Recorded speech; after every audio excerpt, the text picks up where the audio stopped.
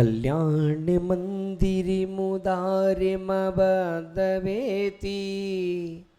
वीतावया प्रमननन्दितिमग्रिपद्मम् संसार सागर निमज्जदशेष जंतो पोता हि मानिमविनम्य जिनेश्वरस्य देवादिदेव चंद्र भगवान की, शासन नायक भगवान महावीर स्वामी के जय हो। चारि चक्रवर्ती आचार्य शांति सागर जी महाराज की जय हो। शंस मणियाचार्य धर्म सागर जी महाराज की जय हो। वासल रत्नाकर आचार्य विमल सागर जी महाराज की जय हो। मर्यादा शिष्योत्तमाचार्य भरत सागर जी महाराज की जय हो। राष्ट्र संताचार्य श्री 108 विद्यानंद जी महाराज की जय हो। आचार्य श्री 108 सुत सागर जी महाराज की जय हो। प्रज्ञा सम मुनि श्री 108 अमित सागर जी महाराज की जय हो। 2.5 दीप में 3 कम 9 करोड़ मुनिराजों की जय हो।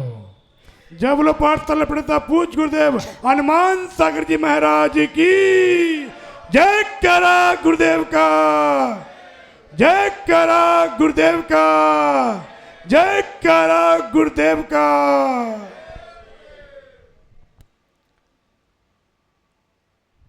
विधान जब करते हैं तो उसमें स्थापना से सौधर्म इंद्र बनाते हैं।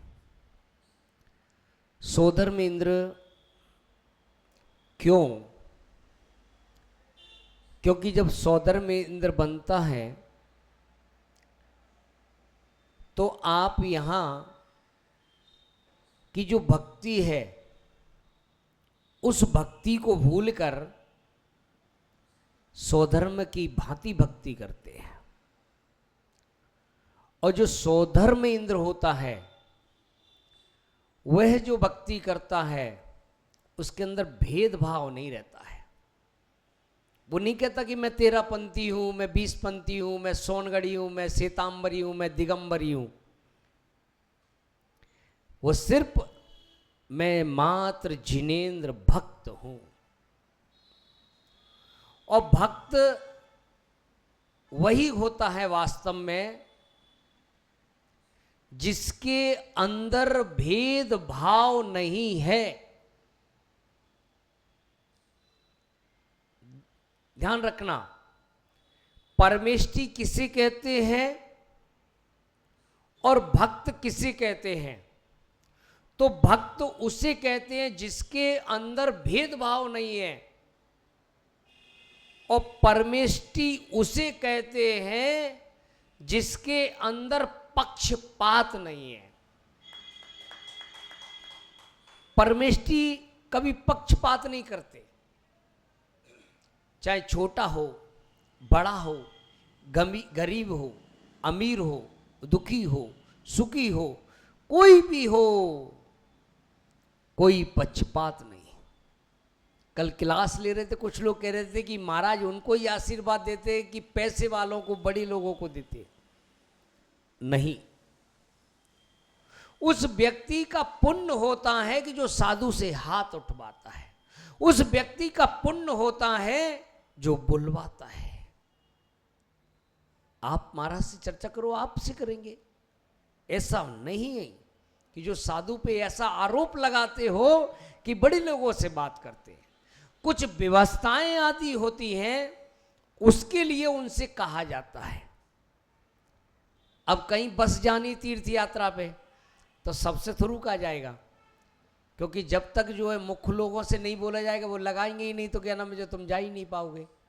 तो व्यवस्थाएं कुछ लोगों को दी जाती हैं, लेकिन ये नहीं पता कि ये सोचो कि जिसके पास व्यवस्था होती है, जो हेड होता है उसको हेड की भी होती है। ध्यान रखना, बच्चों को हेडिक नहीं है। घर में हेड किसको है? माता पिता को। क्यों? हेड है। तो इसीलिए जो है ऐसे कि जो भक्त हैं, जब जब भी भक्ति करो तो ध्यान रखना। और भक्ति में ये नहीं देखता, हम जब सामग्री को चढ़ाते हैं तो ये देखते हैं कि हमने क्या चढ़ाया, कितना चढ़ाया, कैसा लेके जाएं हम। हम फल में भी विचार करते हैं कि फल कैसा लेकर जाएं, और जैसा फल लेकर जाओगे वैसा फल मिलेगा।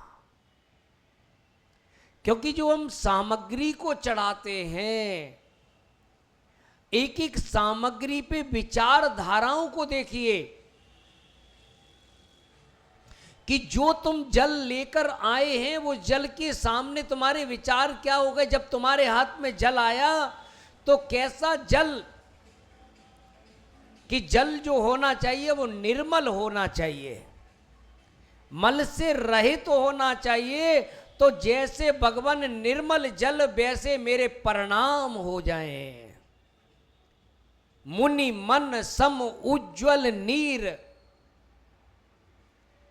मुनि का मन भी जो है क्या, निर्मल जल। जल भी कैसा होता है, मुनि का जो है मन जैसा होता है, निर्मल होता है, ऐसा जल होता है। और प्रासुक गंध भरा, प्रासुक करके जीवों से रहित करके और भगवान के चरणों में आप चढ़ा क्यों रहे हैं। जन्म जरा मृत्यु ये दुख है, कष्ट है, इसको इसीलिए हम चढ़ा रहे हैं। ये साधन और साधन से साध्य की प्राप्ति हो जाती है। ये सामग्री से परिणामों में परिवर्तन हो जाता है। इसीलिए जब भी भक्ति करो, यह है कि आज व्यवस्थाएं कुछ बदल दी गई हैं, लेकिन जब भी जहां जहां भी मौका मिले तो वहां कभी भक्ति से चूकना मत। आप देखिए कि जब भगवान के जितने भी कार्य होते हैं तो उनमें पुष्प वृष्टि हुआ करती है। होती कि नहीं होती? बच्चा पैदा होता है तो पुष्प वृष्टि, और जब संसार छोड़ के जाता है तो भी पुष्प वृष्टि कर दी जाती है। उसको जो है जब राज्य दिया जाता है, कोई बात नहीं, सुन लेगी कुछ है, क्या दिक्कत है, हाँ कोई बात नहीं, तनख्वाह नहीं कटेगी, लेकिन गुरु की वाणी सुन लेगी तो जो है कि कब परिवर्तन हृदय में आ जाए और जो है वो जीव कल्याण के मार्ग पे लग जाए। भक्ति भेदभाव नहीं करती है। और आप जो चीज, जैन धर्म जो है वो धर्म बताइए डुप्लीकेट है कि ओरिजिनल है? ओरिजिनल है। तो ओरिजिनल में आप डुप्लीकेट चीज चढ़ा सकते हो क्या? ओरिजिनल में ओरिजिनल चलेगा कि डुप्लीकेट चलेगा? क्योंकि यहां पर जो बात की जाती है तो आत्मा की बात की जाती है। ओरिजिनल काम, हमारा लक्ष्य आत्मा की तरफ है। वस्तु स्वरूप जो वस्तु है उसको वैसा स्वरूप वैसा ही समझना। यदि हम डुप्लीकेट काम करेंगे तो हमारे परिणाम डुप्लीकेट होंगे और हमें डुप्लीकेट ही स्थान मिलेगा, मोक्ष नहीं मिल सकता है। डुप्लीकेट में डुप्लीकेट ही रहेगा। ये जैन धर्म क्या है, इसीलिए कहते जैन बन। क्या बनो?